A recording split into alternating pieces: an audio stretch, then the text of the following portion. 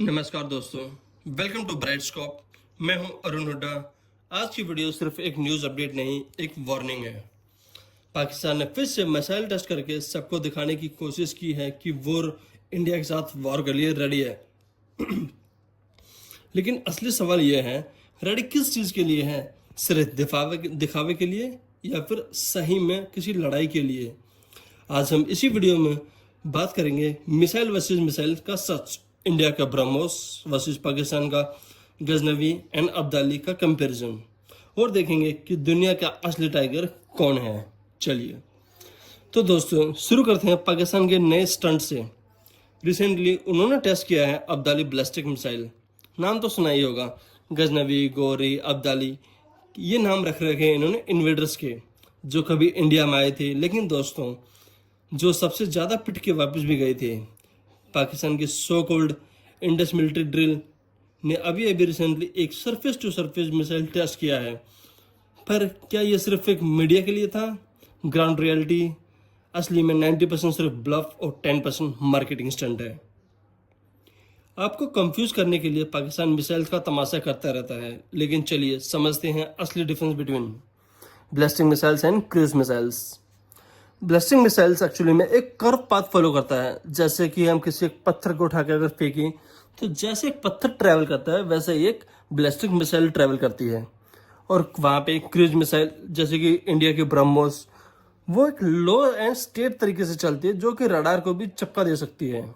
ब्रह्मोस जो कि इंडिया और रशिया के दोनों ने मिलकर बनाया था, जिसका आधा आधा नाम रखा गया था ब्रह्मपुत्र रिवर और मॉस्को रिवर के नाम पे, ब्रह्म प्लस मॉस्को।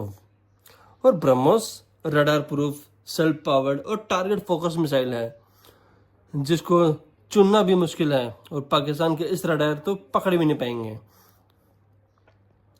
दोस्तों पाकिस्तान का ड्रामा वही पुराना है, टेस्ट कर दिया, फोटो डाल दिए और बोला कि हम तैयार हैं।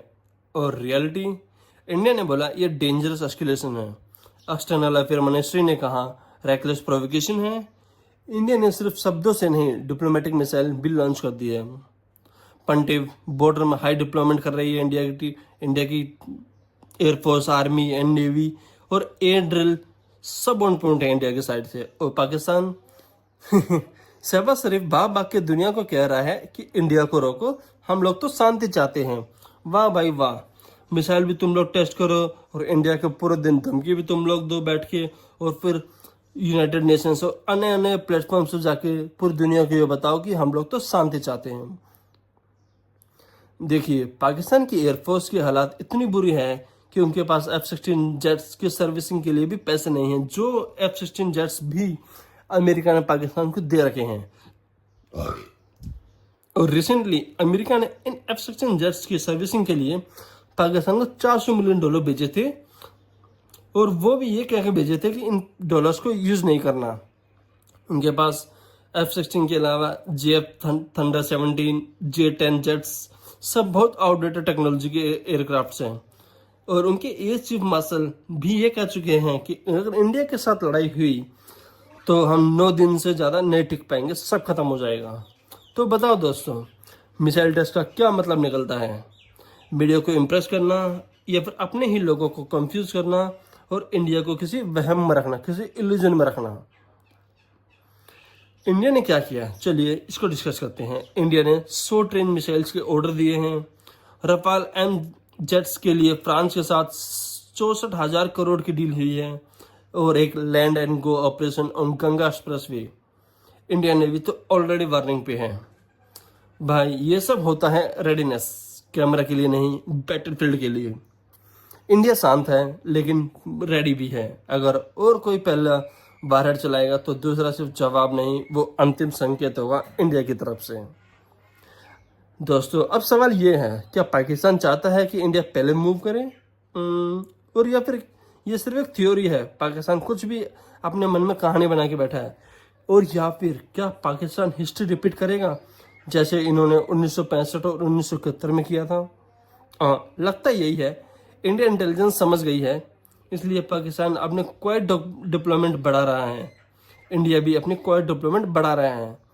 और जैसे कि मिनिस्ट्रीज अपने मिनिस्टर्स क्या कर रहे हैं, वैसे मैं आपको बता दूं, वो वही बोल रहे हैं जो आर्मी चाहती है। जैसे कि आप सभी को रिसेंटली पता है कि इंडिया आर्मी, नेवी, एयरफोर्स सभी तीनों सेनाओं को पूरी खुली छूट दी गई है कि जब चाहे तब हमला कीजिए। बट अभी मुझे लग रहा है इंडिया थोड़ा टाइम लेगी, क्योंकि मार्केट में भी बहुत ज़्यादा हाइप क्रिएट कर रखी है पाकिस्तान ने इंटरनेशनल मीडिया में कि इंडिया अटैक कर देगा, हमें मार देगा, खा जाएगा वगैरह वगैरह। सो इंडिया हाइप को थोड़ा स्लो डाउन कर रही है, थोड़ा सा टाइम दे रही है। पाकिस्तान के आदमियों को भी ये समझ आ रहा है कि धीरे धीरे उनके मिनिस्टर्स और उनके आर्मी सब मिलकर उनको पागल बना रहे हैं। इसीलिए मुझे लग रहा है इंडिया थोड़ा टाइम ले रही है। जबकि मैं आपको क्लियर कर दूं, अटैक कभी भी हो सकता है। जैसे कि अगर हो सकता है कि कल आप सुबह उठे, आप सुबह सुबह न्यूज़ सुन रहे हो कि भाई इंडिया ने कोई सर्जिकल स्ट्राइक कर दी, या फिर कोई पीओके पे कोई हमला कर दिया, किसी मिलिट्री कैंप पे हमला कर दिया, किसी आतंकवादियों में मिलिटेंट्स पे हमला कर दिया। So anything can be possible in the upcoming time. तो दोस्तों, आज का सच ये है, पाकिस्तान सिर्फ हवा में मिसाइल छोड़ रहा है और इंडिया जमीन पे तैयारी कर रहा है। मिसाइल टेस्ट एक दिन का शो है, लेकिन इंडिया का विश्वास, भारत का विश्वास, वो एक स्ट्रेटजी है, यूनिटी है और अपनी स्ट्रेंथ है। अगर आप चाहते हैं कि ऐसे ही क्लियर अनफिल्टर्ड अपडेट मिलती रहें तो चैनल को सब्सक्राइब जरूर कीजिए, बेल आइकन को दबाइए और कमेंट करके बताइए आपको क्या लगता है, क्या पाकिस्तान सच में इंडिया के साथ वॉर अफोर्ड कर पाएगा। Hey guys, this is Arun Hooda signing off from bright scope. जय हिंद।